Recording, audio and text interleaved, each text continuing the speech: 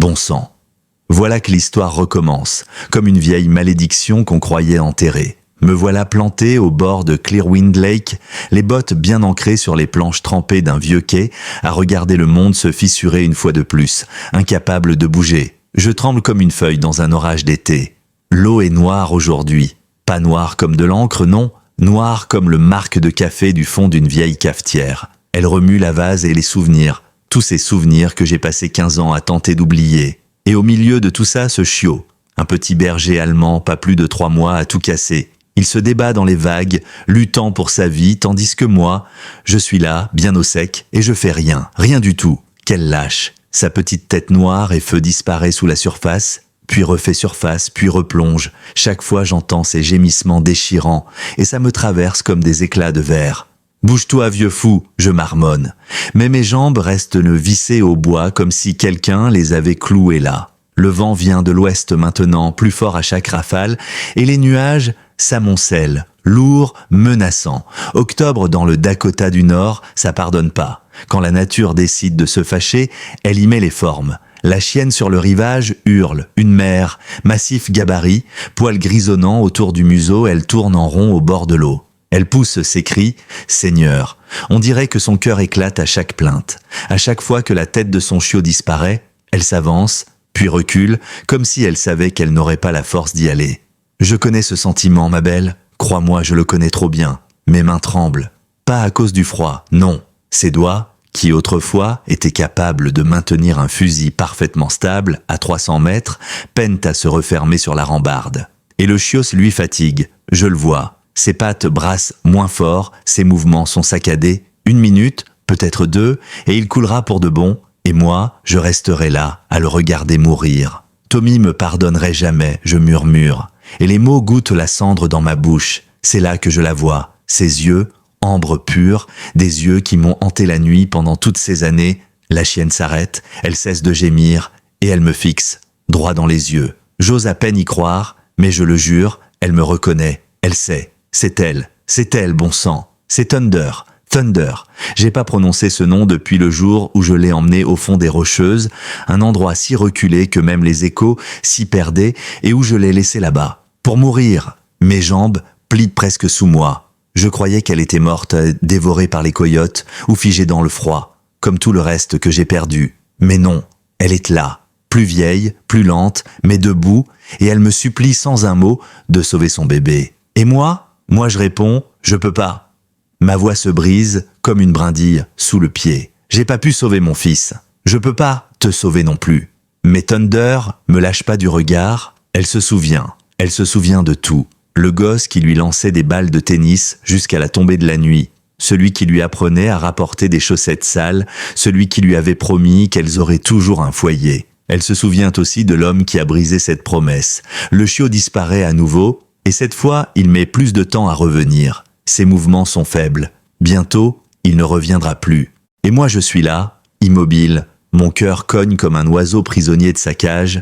La sueur me coule dans le dos malgré le froid, et j'ai le goût du sang dans la bouche. J'ai dû me mordre la langue sans m'en rendre compte. C'est ça, une crise d'angoisse, à 68 ans. Comme si ton propre corps décidait de t'achever. Samuel Crowley, tu vas pas recommencer ces idioties, hein? Cette voix derrière moi, je la reconnaîtrai entre 1000. Cet anglais mêlé de vieil accent natif que j'entendais chez les dames de l'église quand j'étais gamin. Pas besoin de me retourner. C'est elle, Madame Betty Foxrunner, que tout le monde appelle Birdie depuis qu'elle est haute comme 3 pommes. C'est pas ton affaire, Birdie. J'arrive à répondre, mais ma voix sonne creuse. Même à mes propres oreilles. Ce chien attend que toi, m'a-elle dit en s'approchant, ses mocassins grinçant sur le bois mouillé. 15 hivers qu'elle t'attend? Tu penses pas que c'est assez? Le chiot réapparaît, cette fois le museau à peine au-dessus de l'eau. Il coule presque aussitôt. Thunder fait un pas dans les flots. Son corps entier tremble à l'idée d'y aller. Je sais plus nager, je mens. Et elle sait que je mens. Et moi aussi. Le corps se souvient, Samuel, même si le cœur a oublié comment pardonner. La voix de Birdie est douce, presque une prière. Le ciel se noircit. Je sens l'orage arriver, l'odeur de la pluie chargée d'électricité. Si je bouge pas maintenant, ce lac va se transformer en machine à laver. Et le chiot n'a plus que quelques secondes, ma vue se brouille.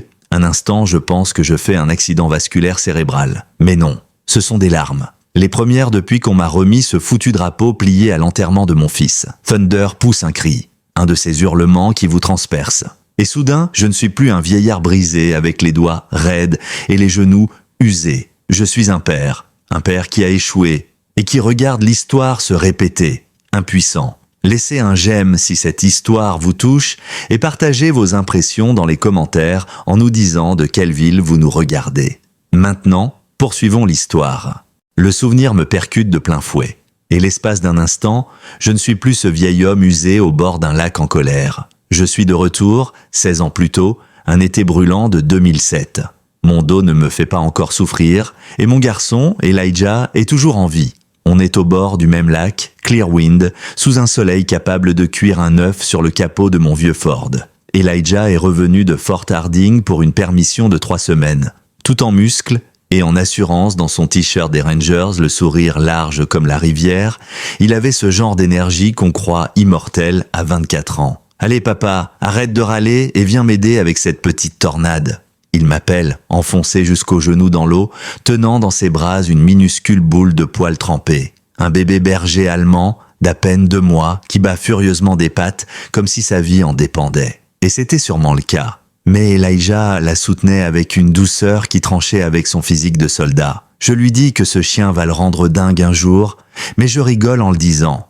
Impossible de ne pas sourire en les regardant. Cette chienne, il l'avait trouvée recroquevillée sous le porche pendant la plus grosse tempête électrique qu'on ait vue en 20 ans. Il l'avait appelée Thunder, foudre. « Ce chien va être spécial, tu vas voir », m'avait-il dit en la posant délicatement sur la rive. La petite s'était ébrouée, puis avait voulu replonger direct, la queue frétillante comme un métronome. Déjà, elle avait plus de courage que de bon sens, comme son maître. « De quel vieux bonhomme tu parles ?» je lui avais lancé, faussement vexé. Elijah avait juste souri, puis m'avait éclaboussé. On avait passé nos journées comme ça. Le lac, le soleil, les leçons de nage et de confiance. Thunder avait tout appris en un éclair. Nager, rapporter, obéir. Elle était née pour ça. Pour être ce genre de chien qui rend un homme fier, Elijah était obsédé par l'idée de l'éduquer comme il faut. « Tu sais ce que maman disait sur les chiens, papa ?»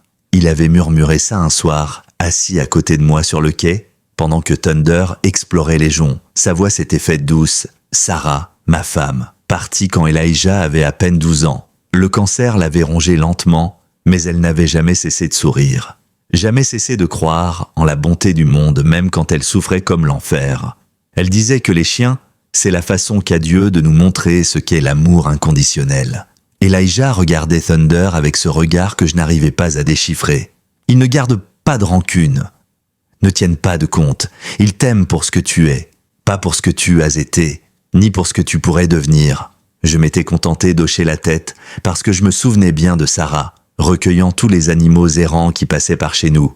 Elle les soignait, les nourrissait et les relâchait avec une bénédiction. Elle avait cet amour en elle, brut, pur, capable de raccommoder n'importe quel être vivant. Papa, Elijah avait repris avec cette voix plus grave qui annonçait qu'il allait dire quelque chose d'important. « Promets-moi une chose. »« Quoi donc, fiston ? Si jamais il m'arrive quelque chose, je veux que tu t'occupes de Thunder. Elle est tout ce que je peux laisser derrière moi. Elle va avoir besoin de quelqu'un qui comprend ce que veut dire la loyauté. » Ces mots m'avaient glacé, comme un seau d'eau froide. « Il t'arrivera rien, t'es trop têtu pour crever. » Il avait juste souri. « Promets-moi quand même. Les chiens, ça ment pas. Ils te lâchent de pas, eux.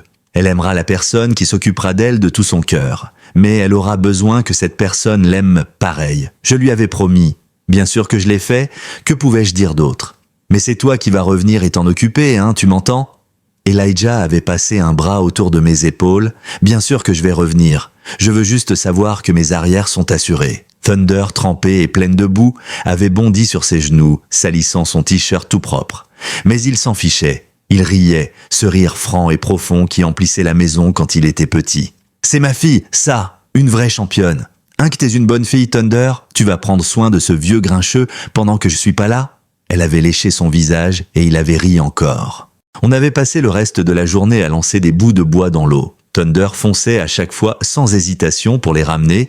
Elle nageait déjà comme une pro, forte, rapide, sûre d'elle. Elijah ne cessait de la féliciter et elle absorbait ses louanges comme une éponge. Quand le soleil s'était mis à descendre, teintant le lac d'or et de pourpre, Elijah avait sorti son téléphone. Il avait pris une photo de nous trois, assis sur le quai, les pieds dans l'eau. Ce serait la dernière, même si je ne le savais pas encore.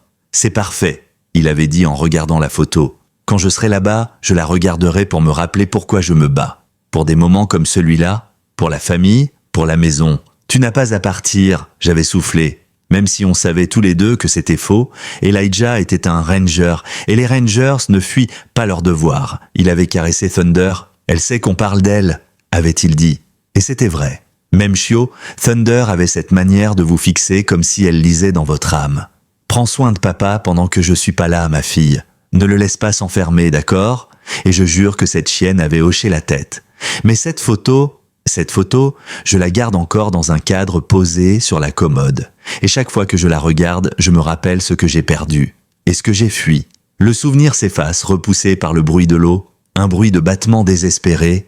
Le chiot est toujours là-bas, à lutter contre les vagues. Thunder, ma Thunder, non Elijah's Thunder, elle est encore là, elle aussi. Et elle attend que je tienne la promesse faite sur ce quai, tous ces étés plus tôt. Et il est peut-être temps, enfin, que je fasse ce que j'aurais dû faire depuis longtemps. Le souvenir suivant me frappe comme un marteau. Je suis de retour dans mon salon, 15 ans en arrière, Elijah est là, debout, au milieu de la pièce, en train de plier ses uniformes. Il s'apprête à partir, pour ce qu'il appelle une mission de routine. Mais on sait tous les deux que c'est bien plus que ça. On est le 14 mars 2008, une date que je n'oublierai jamais. C'est son jour de départ, celui où tout a changé. Il plie méthodiquement, chaque pli au carré, chaque bouton aligné, comme ils l'ont formé à le faire au camp des Rangers. Ses mains ne tremblent pas, mais ses yeux, eux, trahissent une inquiétude qu'il ne veut pas nommer. Pas pour lui. Elijah n'a jamais eu peur d'un combat, non. Ce qui l'inquiète, c'est ce qu'il laisse derrière lui. « Tu es sûr que tu vas t'en sortir avec Thunder ?» me demande-t-il pour la 100e fois. Je suis assis dans mon vieux fauteuil, une tasse de café froid entre les mains. J'essaie de me convaincre que ce n'est qu'un jour comme un autre, mais Thunder sait que ce n'est pas le cas. Elle ne le quitte pas, d'une semelle depuis une semaine. Elle sent le changement, elle sent la tristesse. Elle va te manquer, c'est sûr, je lui dis en la regardant se coller contre la jambe d'Elijah. Cette chienne a plus d'instinct que n'importe qui. Elle sent la peur, l'absence, le vide à venir. « Je sais, murmure Elijah. C'est pour ça que je veux que tu me promettes de vraiment t'occuper d'elle. Pas juste lui remplir sa gamelle. Je veux que tu l'aimes, papa, comme je l'aime. » Il s'arrête de plier, puis se penche pour prendre Thunder par la tête. Il la regarde droit dans les yeux, comme s'il essayait d'en imprimer chaque détail dans sa mémoire. « Je t'aime, ma fille. » Il lui chuchote, et Thunder gémit doucement, posant son museau contre sa joue. « Tu vas veiller sur papa pendant que je serai parti, hein? Tu vas le surveiller de près? » Je jure qu'elle comprend. Thunder a toujours été comme ça. Intelligente, douce, silencieuse. Une âme loyale comme on en voit rarement. Quand Elijah lui parle, elle reste parfaitement immobile, sauf pour un petit coup de queue contre le sol. Comme un « oui » silencieux, puis Elijah me regarde, avec les mêmes yeux sombres que sa mère, sérieux, profond, sincère. « Promets-moi, papa, si je reviens pas, promets-moi que tu lui donneras ce qu'elle mérite. » Qu'elle ne souffrira pas d'avoir aimé quelqu'un qui ne revient pas. Je promets. Bien sûr que je promets. C'est mon fils, mon unique enfant. S'occuper de sa chienne, c'est le minimum que je peux faire. C'est une façon de rester connecté à lui. Le trajet jusqu'à l'aéroport est silencieux. La radio passe une vieille chanson de Johnny Cash sur les secondes chances et la rédemption. Thunder est à l'arrière, la tête posée sur l'épaule d'Elijah. Toutes les 5 minutes, elle pousse un petit gémissement qui me serre le cœur. Elle sait, dit Elijah en lui caressant les oreilles. Les chiens savent toujours. Arrivée à l'aéroport, Thunder refuse de sortir du camion. Elle s'enracine dans le siège arrière, comme si elle avait décidé de ne jamais le quitter. Il faut qu'Elijah la porte tout son poids contre lui. Même dans ses bras, elle continue d'essayer de grimper dans la voiture. Elle comprend, d'une façon qu'aucun humain ne pourrait vraiment expliquer. « Doucement, ma belle », murmure Elijah, mais sa voix tremble un peu. « Ce n'est pas pour toujours. Je reviendrai. On ira nager au lac comme avant. Promis. » Thunder pleure, un gémissement si triste, si brisé, que j'ai du mal à rester debout. Elle s'agrippe à lui, ses yeux le suppliant de rester. Elijah se penche, l'embrasse entre les oreilles, puis me confie la laisse. « Prends soin de Thunder, papa. C'est tout ce que j'ai à laisser derrière moi. » Puis il s'éloigne. Ses bottes résonnent sur le béton du terminal comme des coups de marteau. Thunder essaie de le suivre, tirant sur la laisse au point de s'étrangler. Elle aboie, un aboiement vif, désespéré. Elijah se retourne, fait un signe de la main, puis disparaît derrière les portes automatiques. Thunder s'assied sur le trottoir, là où il l'a quitté. Et elle hurle, un cri long, sauvage, comme si son cœur avait été arraché de sa poitrine. Les gens autour s'arrêtent. Certains froncent les sourcils, d'autres baissent les yeux. Mais moi, je reste là. Parce que cette chienne est en train de pleurer mon fils. Et que personne n'a le droit de lui dire de se taire. Les mois suivants sont un long hiver pour nous deux. Thunder refuse de jouer, de manger ou de faire quoi que ce soit d'autre que de rester allongée près de la porte, à attendre qu'Elijah revienne. Elle attend avec cette patience que seuls les chiens et les mères endeuillées peuvent comprendre. Parfois, elle me regarde comme pour me demander où est son garçon, et je n'ai pas la moindre réponse à lui donner. Elijah appelle quand il peut, une fois par semaine, s'ils ne sont pas en patrouille. À chaque fois, sa première question est pour Thunder. « Comment va ma fille ?» demande-t-il, avant même de s'inquiéter du reste. « Elle va bien ?» Je mens. « Elle te cherche ? Mais elle va bien ? Passe-la moi. » Je sais que ça paraît fou, mais je le fais. Je tiens le téléphone contre l'oreille de Thunder et Elijah lui parle. Il lui dit qu'il l'aime, qu'il fait attention, qu'il reviendra bientôt. Elle écoute, les oreilles dressées, la queue battant doucement, comme si elle comprenait chaque mot. Et peut-être que c'est le cas. La dernière fois qu'il appelle, quelque chose a changé dans sa voix. Il sonne fatigué, usé, comme s'il avait vu quelque chose qu'il aurait préféré ne jamais voir. « Papa, promets-moi une dernière chose, dit-il. « Quoi donc, fiston ? Si jamais je rentre pas, ne blâme pas Thunder, elle va se sentir responsable. Les chiens sont comme ça. Quand leurs humains ne reviennent pas, ils pensent que c'est leur faute. Je ravale mes larmes. Rien ne t'arrivera. Peut-être pas. Mais si jamais, elle aura besoin d'amour, papa. Pas de reproches. Elle aura besoin de quelqu'un qui comprend que la loyauté, ça va dans les deux sens. » Ce sont les dernières paroles que j'entendrai de lui. 3 jours plus tard, 2 soldats en uniforme viennent frapper à ma porte, chapeau en main, visage fermé. Et je sais avant même qu'ils ouvrent la bouche. Nous avons le regret de vous informer que le sergent Elijah Crowley est tombé au combat. Le reste de leurs paroles disparaît dans un bourdonnement sourd. Thunder est à mes pieds, immobile. Elle sent, elle aussi. Quand les soldats partent, je m'effondre sur le canapé. Et Thunder grimpe près de moi, pose sa tête sur mes genoux et reste là, silencieuse, présente. Je ne prononce pas un mot, et dans ses yeux, je vois la même question qui me hante jour et nuit. Pourquoi je n'ai pas pu le protéger ? L'enterrement est un flou, une tempête de drapeaux pliés, de saluts militaires, de paroles prononcées sans y croire. Thunder hurle quand les fusils résonnent pour les 3 salves d'honneur. Ce hurlement, mon Dieu, ce hurlement. Un cri primal venu des tripes, tellement brut que plusieurs personnes dans l'assistance éclatent en sanglots. Et moi je serre ce drapeau contre ma poitrine comme si ça pouvait remplacer mon fils, comme si ça avait un sens. « Votre fils est mort en héros », dit le pasteur. « Merci, mais ça ne comble rien, Elijah est mort. Et moi je suis toujours là, à essayer de comprendre comment le monde a pu continuer de tourner. Quand tout le monde est parti, quand les plats de lasagne et les mots polis sont rangés dans des Tupperware, je m'assieds dans la chambre de mon fils. Thunder est là, bien sûr, allongée près de la porte, elle la fixe, comme si elle s'attendait à ce qu'Elijah entre d'un instant à l'autre. « Il ne reviendra pas, ma fille », je lui dis, et les mots me brûlent la gorge. Elle gémit, pose sa patte sur ma main, comme pour me dire qu'elle est là, qu'elle comprend, qu'elle souffre elle aussi, mais je ne peux pas l'accepter. Pas cette compassion silencieuse, pas ce rappel vivant de ce que j'ai perdu. Et c'est là que ça commence, le poison, la colère, le rejet. Cette nuit-là, je reste là, dans la chambre, une bouteille de bourbon à la main. Je bois encore et encore. Thunder s'approche, elle essaie de poser sa tête sur mon genou, comme elle l'a toujours fait. Mais tout ce que je vois, c'est le visage d'Elijah, ses yeux, sa voix, sa promesse.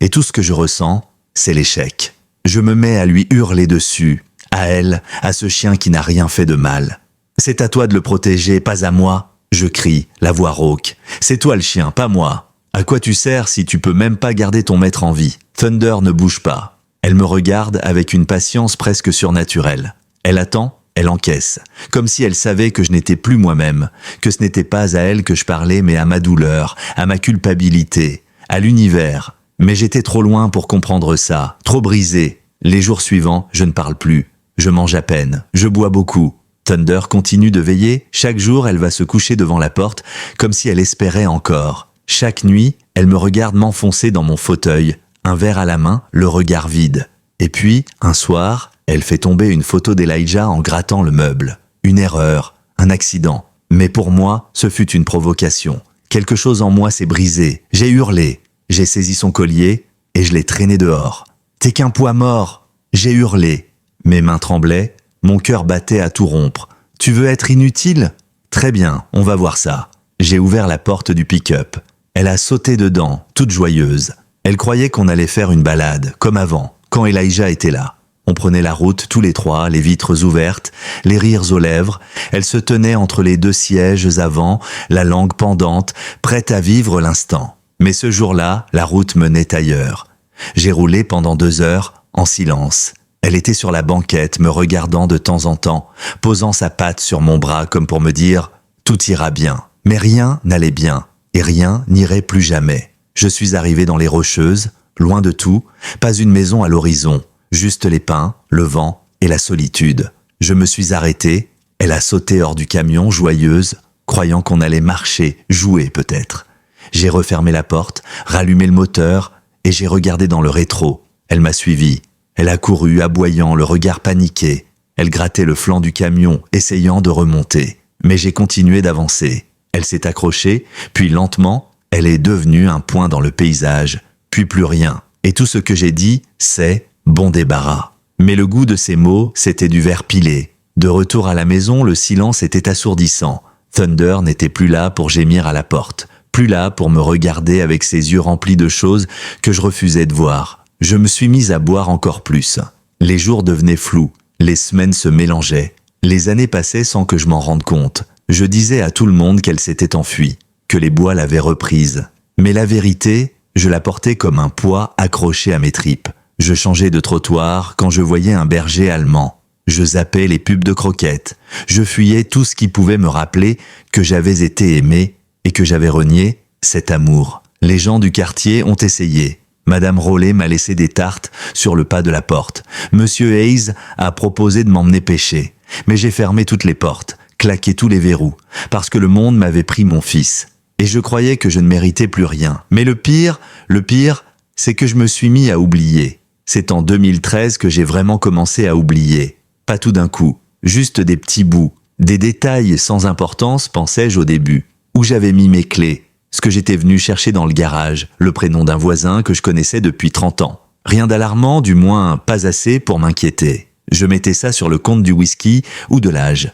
Mais les oublis sont devenus plus fréquents, plus inquiétants. Puis un jour, j'ai oublié l'anniversaire de Sarah. La première fois en plus de 30 ans. Et là, j'ai compris que quelque chose clochait. J'ai consulté une docteure, Rebecca Lightfitter, une femme de caractère, franche et douce à la fois, le genre qu'on écoute même quand on ne veut pas entendre. Après quelques tests, elle m'a annoncé la nouvelle avec cette douceur clinique qui ne trompe personne. Début d'Alzheimer, 5 ans peut-être avant que mon esprit se transforme en buée. Peut-être moins. « Vous avez de la famille ? Quelqu'un à prévenir ?» m'a-t-elle demandé. Non, j'ai menti. Mais ce n'était pas vrai. Il y avait quelqu'un qui m'avait attendu pendant 15 ans, quelqu'un que j'avais abandonné. À partir de là, les souvenirs sont devenus des fragments, comme des photos brûlées sur les bords. Je me souvenais parfaitement du jour de l'enterrement d'Elijah, mais j'étais incapable de dire ce que j'avais mangé la veille. Parfois, je me retrouvais debout dans la cuisine sans savoir pourquoi j'y étais allé. Parfois, je revivais des scènes entières avec une clarté brutale, comme si elles venaient de se produire. Mais une chose ne changeait jamais. L'absence. L'absence d'Elijah, l'absence de Thunder. Je pensais les avoir enterrés ensemble, dans un coin de mon âme trop douloureux pour y retourner. Mais je me trompais. Je me suis mis à faire des trajets sans but précis. Parfois, je prenais le camion et je roulais jusqu'au bout de la route 9 sans m'arrêter. Je disais que je voulais juste sortir un peu. Mais en réalité, j'espérais la revoir. Thunder. Une part de moi rêvait qu'elle surgisse du bois, sale, amaigrie, mais vivante. Une autre part priait pour qu'elle soit morte. Pour que cette foutue fidélité ait fini par la tuer. Elle aussi. Comme si ça pouvait m'absoudre. Mais je ne l'ai jamais revue. Jusqu'à aujourd'hui.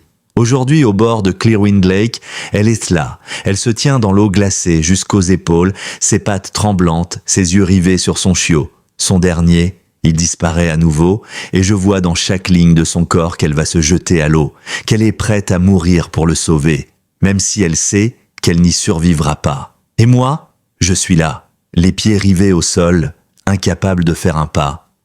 15 ans, je murmure, comme un aveu. 15 ans que t'es dehors, et moi dedans, à me morfondre.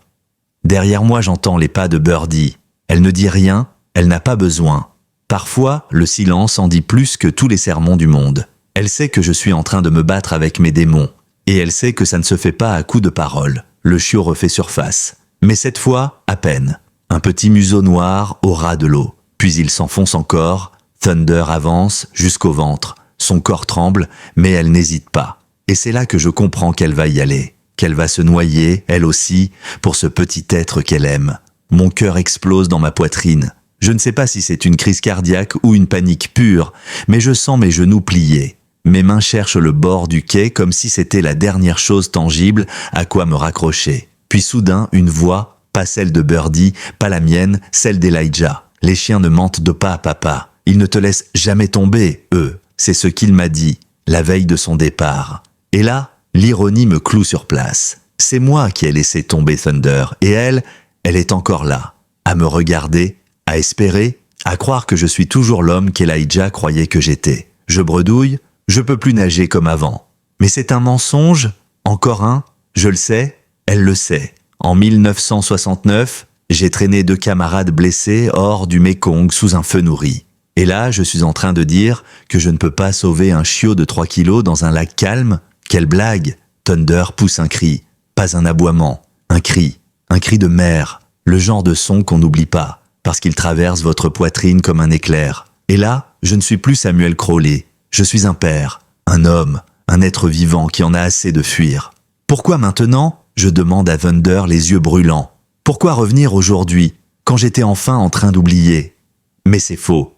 Je n'ai jamais oublié. Chaque matin, je me réveille avec la photo d'Elijah à mon chevet. Chaque soir, je m'effondre dans son vieux fauteuil avec une bouteille à la main. J'ai prétendu oublier, mais la vérité, c'est que je suis resté figé dans ce jour de mars, incapable d'avancer, incapable d'aimer à nouveau. Le chiot coule une fois de plus, et cette fois, il ne remonte pas. Thunder hurle, et je ressens ce hurlement comme un coup de fusil dans le cœur, et je sais que je ne peux plus rester là.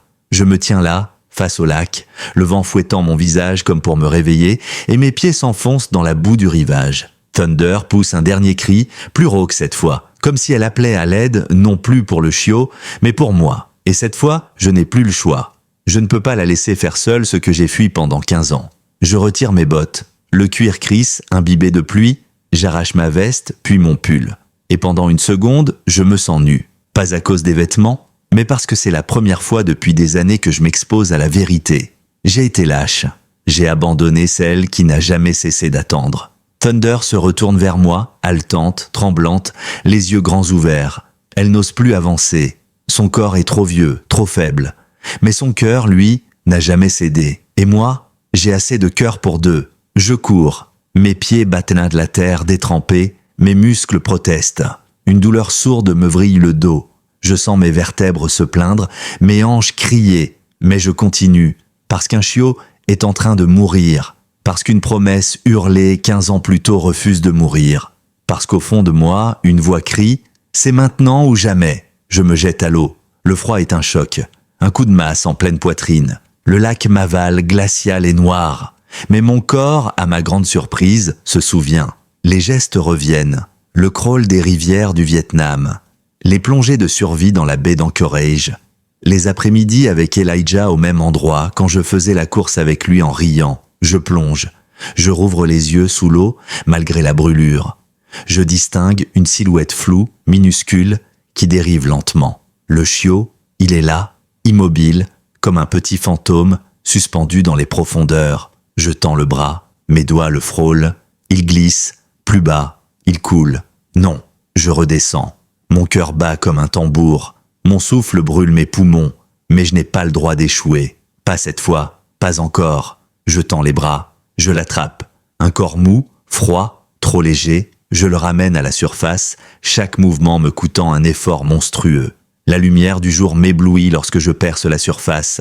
J'halète, je crache, je mords l'air comme un homme revenu d'entre les morts. Thunder m'attend au bord. Elle aboie, nerveuse. Elle ne me quitte pas des yeux. tournant en rond comme si chaque seconde lui déchirait l'âme. Et quand je sors de l'eau, épuisé, le chiot dans les bras, elle s'approche en boitant et me lèche la main.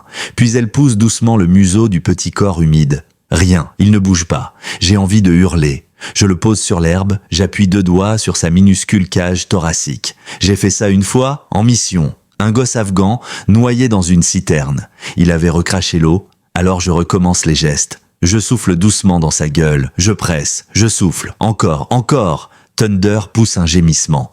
Elle tourne autour de nous comme une louve affolée. Ses pattes creusent la terre, ses yeux se posent sur moi avec cette détresse muette que seuls les chiens peuvent exprimer. Et puis, un soubresaut. Le chiot crache de l'eau. Tous pousse un cri minuscule, rauque mais vivant. Il vit. Je m'effondre. Je le tiens contre moi, tremblant, mouillé mais vivant. Thunder se couche lentement contre mes jambes, posant sa tête sur mes genoux. Elle gémit doucement, de soulagement ou de gratitude, peut-être des deux. Je me penche vers elle, je pose mon front contre le sien. Je suis désolé, ma fille. Tellement désolé. Elle ferme les yeux, et dans son souffle paisible, je sens le pardon. Birdie arrive en courant. Elle s'agenouille près de moi. Elle voit le chiot dans mes bras. Thunder à mes pieds. Moi trempé, le visage défait. Elle ne pose pas de questions. Elle pose juste sa main sur mon épaule. Et pour la première fois depuis des années, je pleure. Pas des larmes d'ivresse, pas de rage, de vraies larmes, celles qui lavent, qui raclent, qui laissent de la place pour autre chose. Birdie dit doucement « Tu l'as fait, tu es revenu ». Et je sais qu'elle ne parle pas seulement du lac.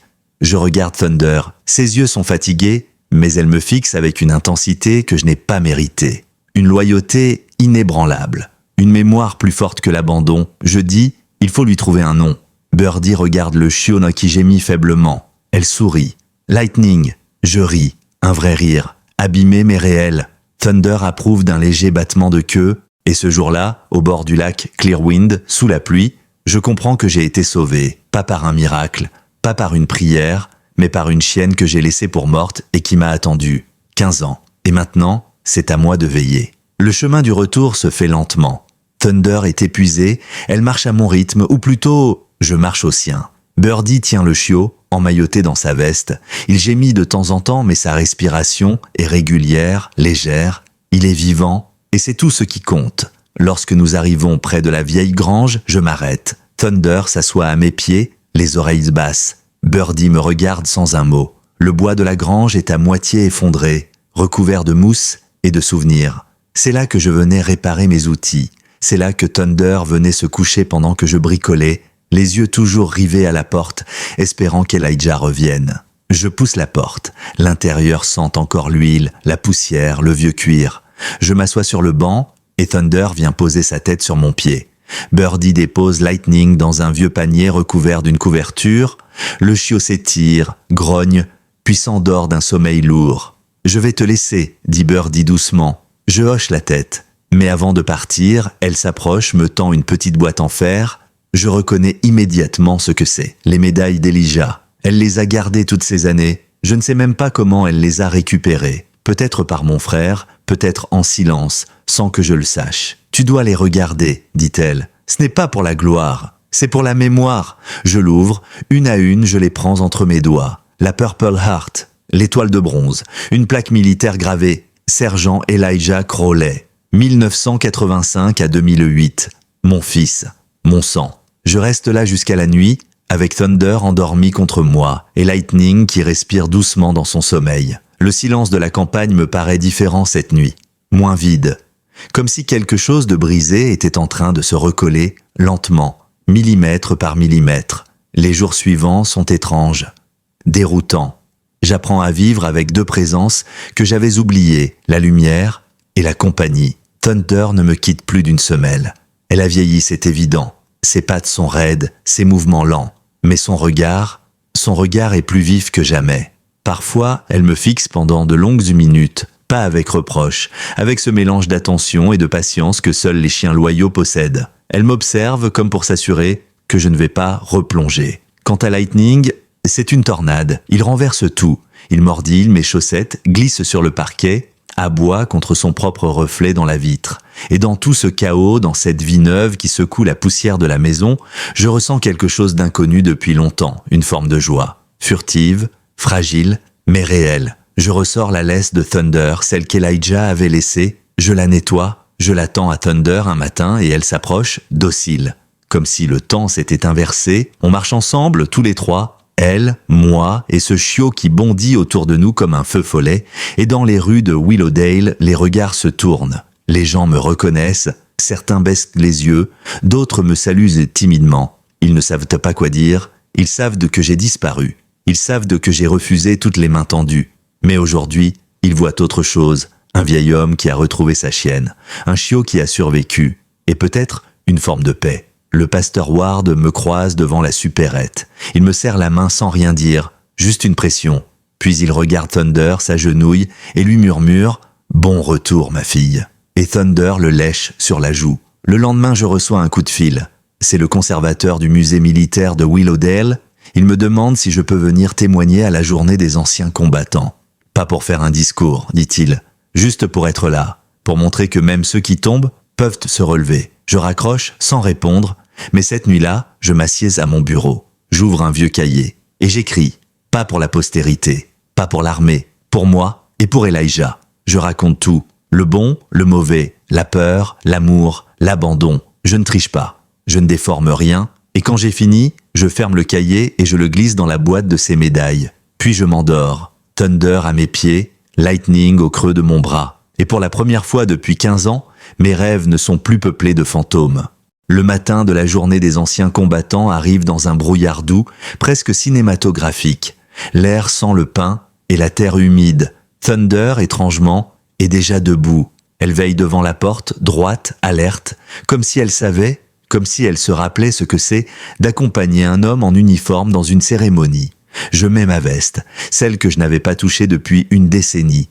Le tissu est rêche, l'odeur familière. Je prends le temps de la boutonner correctement, de redresser le col, de me regarder dans la glace. Je suis vieux, plus que je ne l'aurais cru. Mais ce matin-là, dans ce reflet tremblant, je reconnais enfin celui que j'étais. Thunder est à mes côtés. Lightning trottine derrière nous, la langue pendante, trop jeune pour comprendre l'importance du moment, mais pas trop pour sentir qu'il se passe quelque chose. Quand on arrive devant le musée militaire, une foule s'est déjà rassemblée, des familles, des anciens en fauteuil roulant, des jeunes en uniforme. Et au centre de tout cela, une estrade improvisée, décorée de drapeaux américains, de photos sépia et d'un panneau « Hommage à ceux qui restent debout ». Je sens mon cœur se serrer, je n'ai rien préparé. Je n'ai pas envie de parler, je voulais juste être là, comme l'avait demandé le conservateur. Mais quand on me voit arriver avec Thunder et Lightning, un silence s'installe, un silence lourd, plein de souvenirs partagés. Le maire, un grand gaillard moustachu nommé Conrad Ellison, prend la parole. Il évoque les sacrifices, les absents, les blessures invisibles. Puis il dit « Et aujourd'hui, nous accueillons un vétéran dont le silence a été long, mais dont le retour nous touche tous. Monsieur Samuel Crowley, bienvenue chez vous. Je ne sais pas pourquoi, mais mes jambes avancent, je monte sur l'estrade, je prends le micro. Et pendant une seconde, je n'entends plus rien, juste Thunder assise devant la foule, la tête haute, et Lightning qui joue avec une corde au pied du drapeau. Alors je parle, pas longtemps, juste ce qu'il faut. Je n'ai pas été un héros, mon fils l'était. Il s'appelait Ellie, il est mort en Afghanistan, il avait un chien avec lui, une chienne plutôt. Elle s'appelait Thunder, c'est elle. Je désigne Thunder, les gens se retournent. Certains applaudissent, d'autres pleurent. Après sa mort, j'ai perdu pied, j'ai abandonné cette chienne. Et elle ne m'a jamais abandonné. 15 ans. 15 ans à m'attendre, à survivre. Ma voix se brise, mais je continue. Ce chiot-là, c'est Lightning, son fils. Il a failli mourir aussi. Et cette chienne que j'ai trahie a risqué sa vie une fois de plus pour sauver quelqu'un. Alors je suis allé le chercher. Pas pour me faire pardonner, pour redevenir un homme. Silence. Je regarde la foule. Je ne mérite pas vos applaudissements. Mais Thunder, elle les mérite. Elle les mérite plus que tous les discours. Elle a gardé vivant ce que j'avais abandonné. Et elle m'a ramené ici. Puis je tends le micro et je descends. Et là, quelque chose d'incroyable se produit. Les gens se lèvent, tous, comme un seul homme. Ils applaudissent. Pour Thunder, pour Lightning, pour ce moment suspendu dans le temps. Je ne vois pas les visages, seulement un flou de mains, de larmes, de chapeaux brandis. Thunder ne bouge pas. Elle regarde droit devant, fière, immobile, comme si elle portait l'uniforme elle aussi. Le pasteur Ward vient me serrer la main. Madame Rowley m'embrasse sur la joue. Même le vieux Jenkins, qui ne parle jamais, me glisse un mot. « Tu l'as ramené, merci ». Quand je rentre chez moi ce soir-là, un panier neuf attend Thunder dans l'entrée. Un sac de croquettes, un os géant, un mot griffonné, pour la plus loyale des guerrières. C'est signé par les enfants de l'école primaire. Et dans mon cœur, quelque chose se libère enfin. Je m'assieds sur le perron. Thunder pose sa tête sur ma cuisse. Lightning s'endort contre mon flanc. Le soleil décline. Le monde est calme.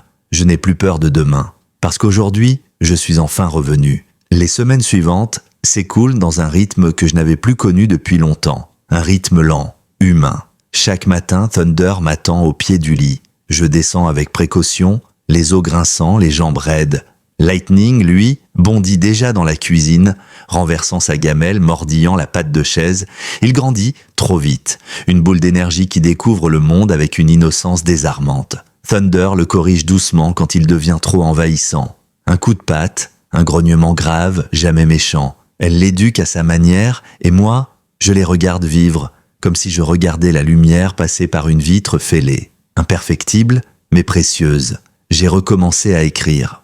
Pas des discours, pas des lettres, des souvenirs. Chaque jour, je prends le cahier laissé sur le coin du bureau et j'écris une page. Des choses simples, le parfum du savon d'Elijah, le bruit de ses bottes dans le couloir, le son de sa voix quand il disait « Je rentre bientôt, papa ». Et parfois, je dessine. Thunder couché sur le tapis, Lightning endormi sur sa patte, des croquis maladroits mais remplis d'émotions. Ma mémoire me joue toujours des tours. Parfois, je mets le pain dans le réfrigérateur, parfois, je perds mes clés dans la niche du chien. Mais je note, je classe, je colle des post-it un peu partout, je lutte, doucement, contre le flou. Thunder m'aide. Je sais que ça peut paraître étrange, mais elle me ramène à la surface. Quand mes pensées deviennent trop vagues, elle pose sa tête sur mon genou, me regarde droit dans les yeux.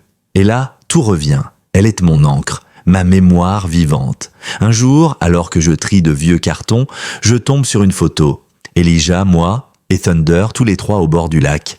Elijah sourit. Thunder aussi, la langue pendante, la queue battante. Et moi, je suis là, entre eux, encore solide, encore entier. Je reste assis pendant 1 heure, cette photo dans les mains, puis je la cadre et je la pose sur le mur à côté de l'entrée, pour qu'elle soit vue, par moi, par les visiteurs, par Lightning, pour que l'histoire soit racontée, même quand je ne pourrai plus la dire. Un soir d'automne, alors que les feuilles tombent en tourbillons oranges et rouges, je décide d'amener Thunder et Lightning au bord du lac, comme autrefois. Thunder peine à marcher. Ses pattes traînent un peu, mais elle tient bon, jusqu'au bout. Arrivé au bord de l'eau, je m'assieds sur le vieux tronc d'arbre qui nous servait de banc. Lightning court partout.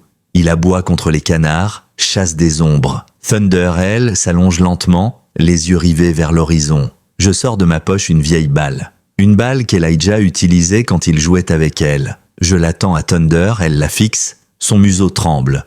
Elle ne prend pas la balle, elle la regarde, longtemps, puis elle pousse un gémissement doux, presque un soupir, comme si elle savait. Alors je la lance, pas loin, juste devant elle. Lightning bondit. Il court, attrape la balle, revient en trottinant, fier comme un roi. Il la dépose devant Thunder qui la pousse doucement du museau vers lui. Une passation, un geste simple, mais lourd de sens. Le soir tombe. Je me lève, je regarde le lac, le ciel rose, je respire l'air froid. Et je comprends. Thunder est fatigué. Son corps l'a ralenti. Mais son esprit est intact. Sa mission touche à sa fin. Elle a veillé sur Elijah, puis sur moi. Et maintenant, elle a formé Lightning. Le relais est passé. Sur le chemin du retour, je dis doucement « Tu peux te reposer maintenant, je suis prêt ». Je ne sais pas si elle m'entend, mais elle bat doucement de la queue. Et ça me suffit. Les jours suivants, Thunder dort plus souvent. Elle ne suit plus Lightning dans ses courses effrénées autour de la maison. Elle préfère le coin du feu, le vieux tapis près de la cheminée. Parfois, elle lève à peine la tête quand j'entre.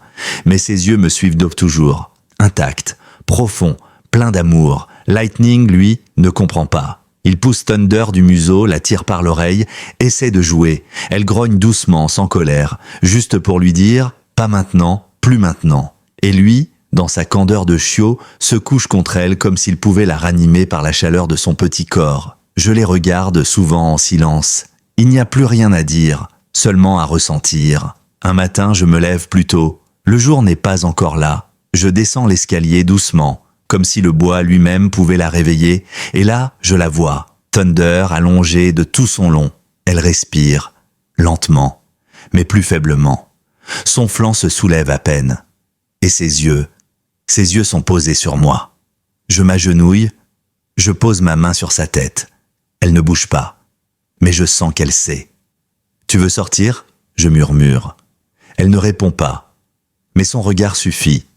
Je la porte, elle est légère, trop légère, comme une vieille couverture pleine de souvenirs. Je sors sur le perron, l'air est frais, le ciel encore teinté de nuit. Je m'assieds sur la vieille chaise en bois et je la garde contre moi. Lightning nous rejoint quelques minutes plus tard. Il saute sur mes genoux, puis se couche contre Thunder. Il ne bouge plus. Le silence est total. Juste le souffle du vent, le chant lointain d'un oiseau trop matinal.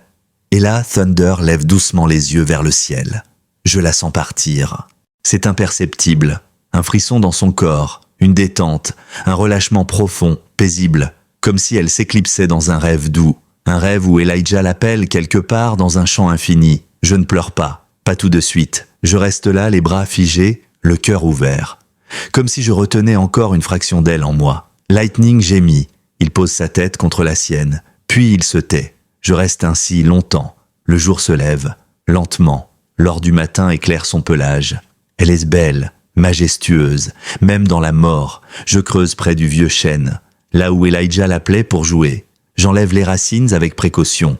Chaque pelletée est un souvenir. Chaque pierre déplacée, un poids de moins dans ma poitrine. Je l'enterre avec sa médaille, avec sa balle préférée, et une photo d'Elijah que je glisse doucement contre elle. Je ne sais pas si cela a un sens, mais pour moi, ça en a un.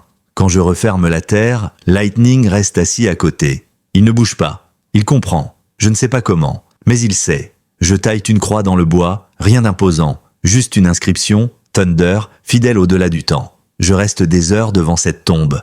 Le vent chante dans les feuilles. Les souvenirs viennent en rafale, comme les vagues d'une mer paisible. Birdie vient me retrouver en fin de journée. Elle ne dit rien, elle pose sa main sur mon épaule. Je sais qu'elle a compris. « Elle t'a ramené », murmure-t-elle. Je hoche la tête. « Elle m'a sauvé. Cette nuit-là, la maison paraît vide. » Même avec Lightning qui tourne autour de mes pieds, cherche Thunder dans chaque pièce.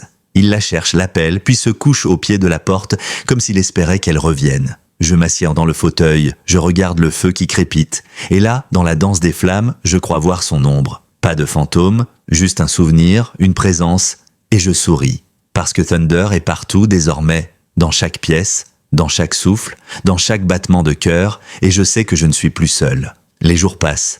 Le deuil est étrange, ce n'est pas une douleur aiguë, c'est une absence qui prend la forme des choses, le bol vide dans la cuisine, le coin du tapis qui reste lisse, le silence du matin. Et surtout, ces moments où je me retourne par réflexe pour l'appeler et que rien ne répond. Lightning lui aussi change.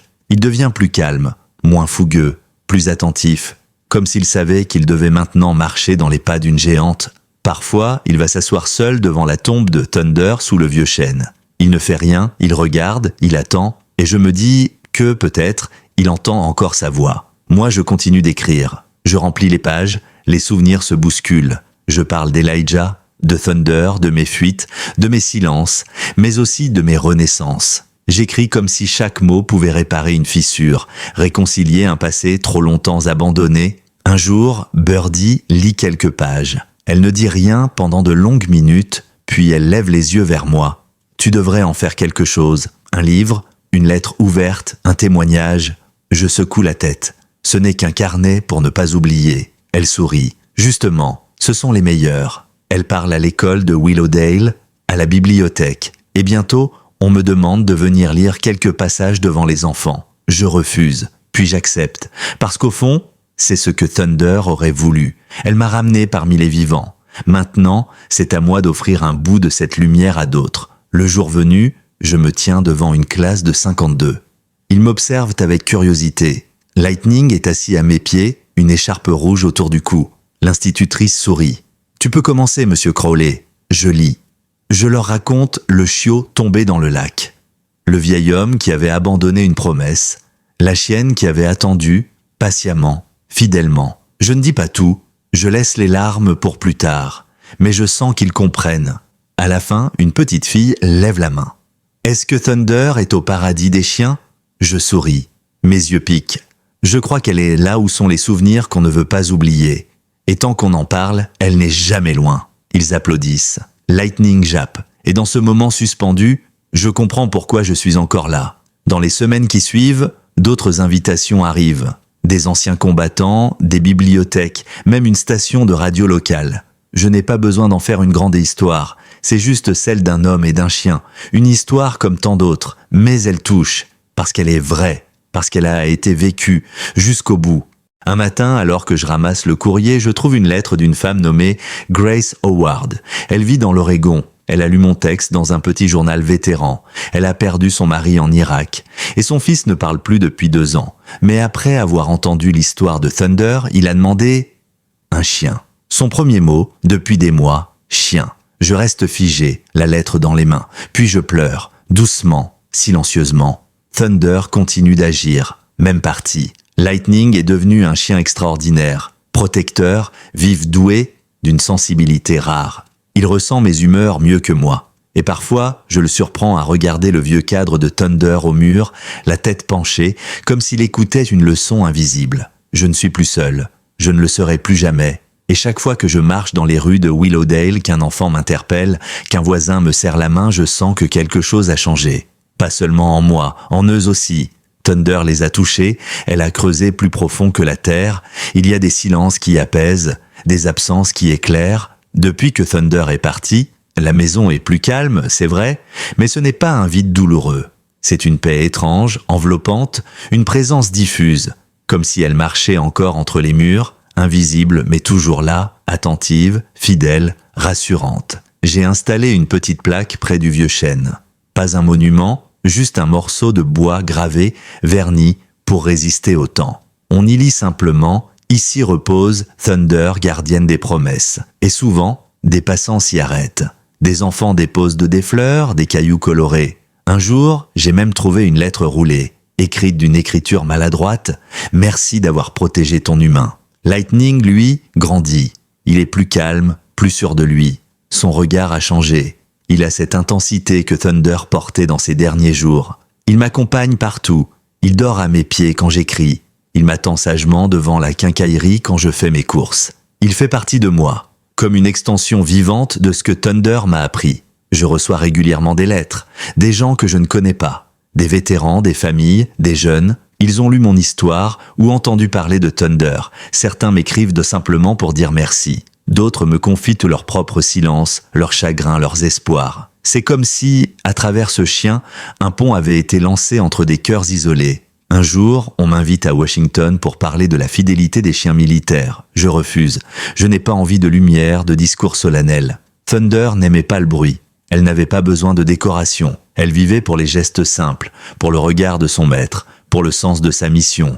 Mais je continue de transmettre. Je parle à ceux qui veulent écouter. Aux enfants surtout, parce qu'ils comprennent, eux, instinctivement. Ils savent que les chiens ne sont pas que des compagnons.